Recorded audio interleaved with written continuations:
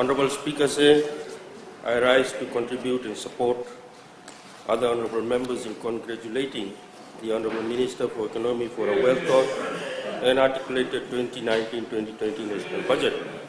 The theme to secure our nation, a sustainable future, sets the direction for government to implement the right policies and strategies to achieve the maximum output for this financial year. Let me respond to Honorable Saukuru. Honorable Speaker, the 2006 coup brought true democracy to this nation. But please, do not, Honorable Speaker said, do not forget about the 1987 coup that has brought chaos to this nation. And the very person who did that is sitting here, your Honorable Leader, Honorable Sitiweni Rambuka. He has brought chaos to this nation. He has brought chaos to this nation. The sufferings and the pain our people has gone through in this nation is because of him. The amount of money we are putting for sugar industry, the agriculture sector, the people in the squatters is because of him. The amount of money we are putting in health sector, the NCDs, is because of him, because people were enjoying and working hard in their farms. We never used to hear about NCDs before. They were in the farms working hard, but it's all because of him. Don't forget about the coup of 1987, Honorable Sakuru. Honorable member, I'm sitting here, not over there. That's the fact, Honorable Speaker say. We cannot forget the coup of 1987, which has been done by the Honorable Leader of Opposition. The chaos brought to this nation, the pain and suffering of our people is just because of him. The amount of extra dollars that has been put in here to get the sugar industry, the agriculture sector, in the people in our squatters is because of him. Honorable Speaker say, Order. We could possibly be swelling a credit card's weight in plastic every week. So infers a recent study, globally we ingesting an average of 5 grams of plastic every week. The equivalent of a credit card, recent studies conducted by the University of Newcastle indicates that. People consume an average of 5 grams of plastic every week, says new research. The largest source of plastic ingestion is drinking water. According to researchers, there is growing concern about plastic's health risk. Honorable Speaker, this deadly plastic contamination finds its origin from microplastics, that is minute particles smaller than 5 millimeters. These particles find their way into our food, our drinking water, and sadly even the air we breathe. It is believed that around the world, people ingest an average of around 2,000 microplastic particles every week. Honorable Speaker, the origins of these smaller particles are from larger plastics that are broken down when they are disposed improperly and exposed to the natural elements.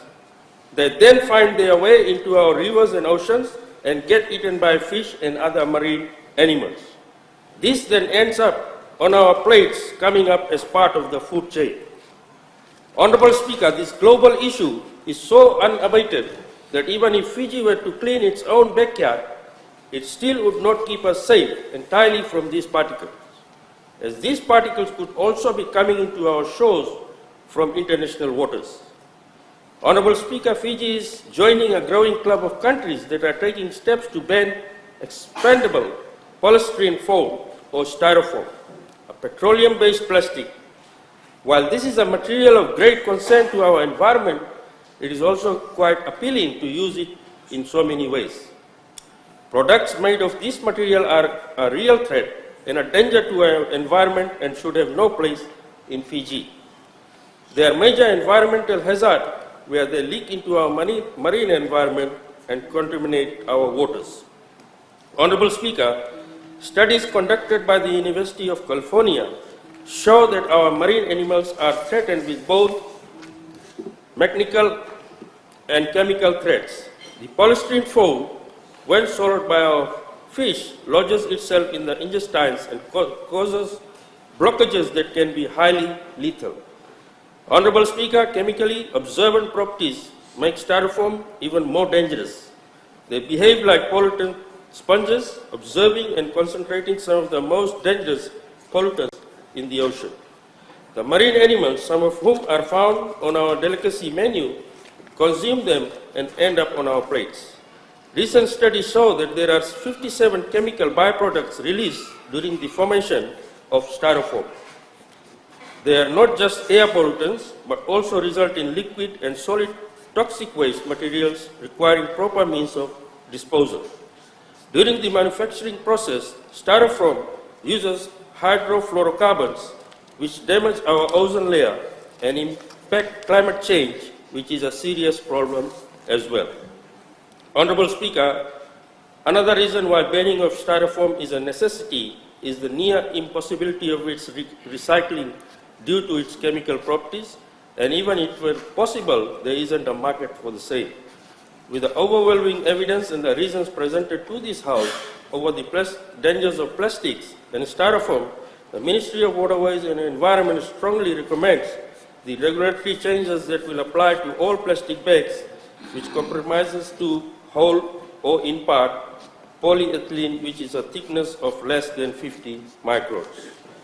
Honorable Speaker, today marks the next step in a long quest for immemorable commitment champions of our environmental movement, local communities, and our government. Honorable Speaker, now is the time for us Fijians to take this bold step. This step that we take today clearly shows that as we, the government, is not providing lip service, but are taking our obligations seriously to protect the environment for our future Fijian generation. Fiji wants action on the ground, and the government is stepping up on this occasion. To agriculture, Honorable Speaker said the allocation of 78.7 million to the Ministry of Agriculture indicates the significance of agriculture development in Fiji. The government of the day understands that agriculture is essential for the economic growth, development, and poverty alleviation. Agriculture has also been regarded as the backbone and solution to the economic prosperity. Honorable Speaker said the various programs to be implemented by the Ministry under this new budget will contribute immensely to addressing those challenges that currently limit the abilities of our rural people to unlock their economic potential in the agriculture sector. Honorable Speaker said the Ministry, through its various programs, offers assistance that can promote farmers from subsistence to semi-commercial and commercial level of agriculture. Crop and livestock commodity programs such as land clearing and preparation, farm access, farmhouse, soil testing kits, new research activities, sustainable land management, and our links to stakeholders should enable the enhancement of farmers' status. Successful implementation of these programs also contribute to increase agriculture production for domestic food needs and exports. Honorable Speaker, I will briefly highlight some of the key areas that the Ministry will continue to work on in 2019 and 2020. Development of product standards and agronomic information. The Ministry has increased its efforts on improving product and agronomic standards for key crops. For example, the Fiji Kava Product Safety Code and the quality manuals are critical to lifting product standards and provide traceability. Access to planting material and seeds. The Ministry, in collaboration with private sectors, is improving efforts to increase supply of planting materials and seeds, research and release climate-resilient crops, and strengthen its tissue culture, breeding capacities, including the regional and international partners, to meet the growing demand by farmers. In 2018, the Ministry releases 2 resilient varieties of taro and sweet potato, namely Tarova Vula and Tarova Loa, and the golden brown to increase production for markets and mitigate risk for farmers. Organized farmer networks and clusters. The Ministry will continue to support commodity growth through organized committee groups or clusters, which are important to pooling resources, exchanging good practices, and addressing market supply issues. Establishing these networks and clusters of farmers should enable the Ministry to efficiently allocate resources and deliver timely technical support. Commercial agriculture development. the Ministry will develop value chains, contract farming, and engage youth in commercial agriculture, and to better link commercial farmers to the local tourism industry and export markets. Yet to be competitive in domestic and international markets, Fiji's agriculture sector must be demand-led, and value chains must effectively link farmers to input and output markets. Furthermore, commercial farmers must gain better access to modern technologies, large-scale land and investment, which can increase outputs and return to labor. Honourable Speaker, I will now elaborate further on various strategies that the Ministry will undertake for the crop and livestock sectors in order to utilize its 2019 and 20 budget allocation. The crop sector, Honourable Speaker, given the high level of participation in the crop sector, increased crop production contributes to rising household incomes and improving farmers' livelihood. In addition, growth in the crop sector will lead to increased demand for goods and services that will generate revenue in secondary industries through input supply, marketing, finance, processing, food retail, and tourism. Cocoa, Honourable Speaker, the cocoa rehabilitation program is allocated a budget of $400,000 that will focus on restoring the existing cocoa plantation to meet the growing demand for organic cocoa and gourmet boutique chocolate.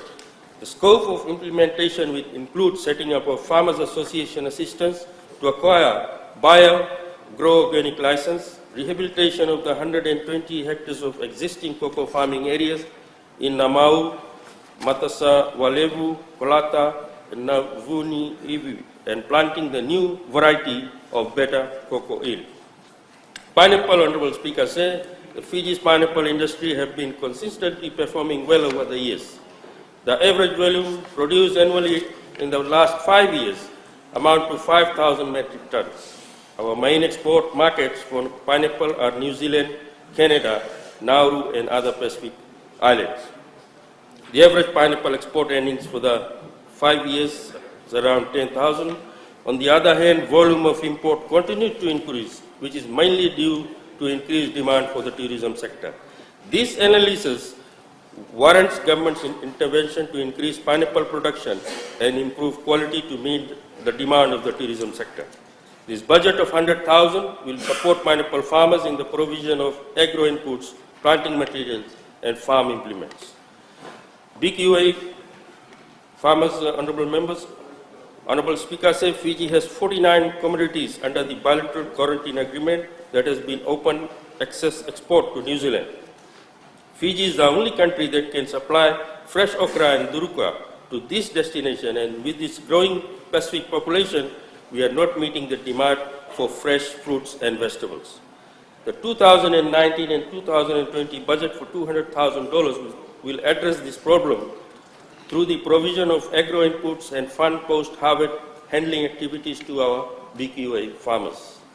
Farm Access Road, Honourable Speaker, the program involves the construction and upgrading of farm roads with a total allocation of $800,000. This is to facilitate the transportation of inputs to farm and agriculture produce to market. It will ensure quick market access for farmers in remote and rural areas. The Ministry supports women in agriculture, specifically through the cottage industry program, with funding allocation of $180,000. This program is implemented in collaboration with the Ministry of Women, Children and Poverty Alleviation. Women and youth are also indirectly supported through various other programs, which among others include the Rural Outer Island Program, ROI, export promotion, food security, Singatoka development, dairy and coconut development. Government has allocated a total of $3.79 million for these programs. Ministry's intervention will cover provision of planting materials, infrastructure development, small machines, and building of farmhouses, to name a few. Livestock, Honourable Speaker, the livestock sector will comprise modern competitive value chains that are sustainable, resilient, and diverse, providing livelihood opportunities for youth and women, and contributing to economic growth and food security. Goat development, Honourable Speaker, goat production for the last 5 years have been consistently increasing at an average rate of 29%. The only fresh chilled goat meat exported in the last 5 years was in 2015 and 2016, where Fiji exported to Nauru.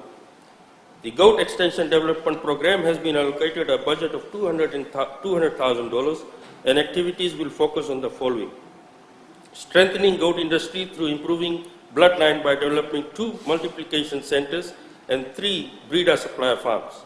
This is to assist Singatoka Research Station in the supply of quality breeding stock to the remaining farmers. Upgrading of existing multiplication centers, improving of breeding program through introduction of new breeding techniques, and increase the supply of good quality breeding stock. Improving health of animals by providing vaccination against scabies mouth and clostridial diseases. Dairy industry support, Honorable Speaker says, the program in the past years has been focusing on infrastructure development targeting the establishment of smallholder dairy farms. The 2019-2020 budget allocation of $1 million will fund the establishment of 40 new dairy farms in the Central and the Western Division, and this will continue in the next 5 years. These farms have been identified by the extension team, and the focus activities will be on infrastructure development and pasture establishment. The forecast production supplied from the new farms will gradually increase from 0.24 million in the first year to 1.9 million in year 5. The plan for the year is to expand the dairy area to the Tikina of Waindina in Naitasiri and also to the sugarcane areas in the Western Division. The dairy industry support program is earmarked to assist smallholder farms to increase production at the same time to promote dairy in the rural areas. Pig Extension Program, Honorable Speaker, said, the main objective of Piggery Extension Development Program is to introduce significant intervention measures and to move to address the increasing trend of import and the declining trend of quality of pig supply to registered slaughterhouse. The budgetary allocation of $180,000 will focus on 3 major components such as nutrition, breeds improvement, and infrastructures as way of addressing the production shortfall currently experienced in the pig industry. In terms of nutrition, the use of local feed ingredients will be encouraged for the formulation of animal and livestock feeds. Artificial breeding, artificial insemination will be consolidated, whereby the technology will continue to be practiced on private farms using semen of genetically superior breeding bulls to improve stock. Honorable Speaker, sir, let me state that given the commitment made by government to the agriculture sector under this budget, timeliness of implementation is critical if the objective of the government to grow the sector is to be achieved. The Ministry of Agriculture will ensure that proper monitoring and evaluation systems are in place to monitor progress on program implementation.